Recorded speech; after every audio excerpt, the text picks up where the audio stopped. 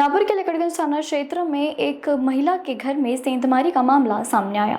शिकायत मिलते ही पुलिस ने तत्काल जांच शुरू की और आरोपी को गिरफ्तार कर लिया। पुलिस के मुताबिक महिला ने शिकायत दर्ज कराई थी कि उनके घर में सेंध लगाकर सोने चांदी के आभूषण चोरी कर लिए गए हैं। जांच के दौरान पुलिस ने आरोपी को गिरफ्तार किया।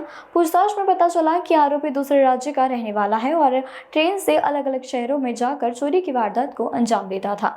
पुलिस ने आरोपी के कब्जे से चोरी का सोने चांदी का सामान पूरी तरह से बरामद किया है। फिलहाल आरोपी से पूछताछ जारी है और उनके अन्य मामले की भी जांच की जा रही है।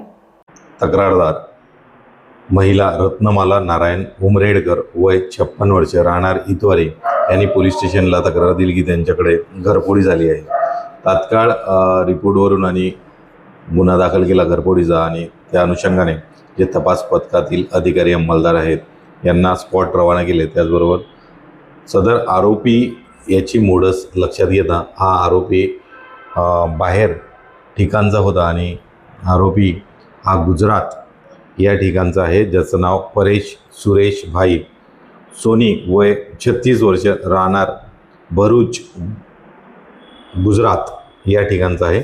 सदर आरोपी वर क्राइम रेकॉर्डसुद्धा आहे आणि आरोपीची मोडस याप्रमाणे आहे की आरोपी हा कोणत्याही शहरात रेल्वेने येतो आणि त्या शहरात उतरतो आणि त्या शहरात चोरी घरफोडी गुन्हे करतो, पुन्हा ट्रेनमध्ये बसतो आणि पुन्हा दुसऱ्या ठिकाणी निघून जातो। याप्रमाणे त्याची मोडस होती आणि त्यामध्ये विशेषतः बीट मार्शल यांची चांगली कारवाई आहे की ज्यांनी अशा पद्धतीने गोपनीय मिळालेल्या बातमीवरून सदरचा गुन्हा हा उघडकीस आणलेला आहे आणि यामध्ये जे सोन्याच्या वस्तू आणि चांदीच्या वस्तू आहेत त्या संपूर्ण प्राप्त आहेत। यामध्ये परेश सुरेश भाई सोनी वय 36 वर्ष या आरोपीला अटक केलेली आहे आणि तो PCR मध्ये आहे। यामध्ये PCR दरम्यान त्यांनी सर्व जे सोन्याचे दागिने आणि चांदीचे दागिने गेले ते 100% रिकव्हरी पोलीस पथक PSI पोपडे व त्यांची टीम यांनी रिकव्हर केलेला आहे।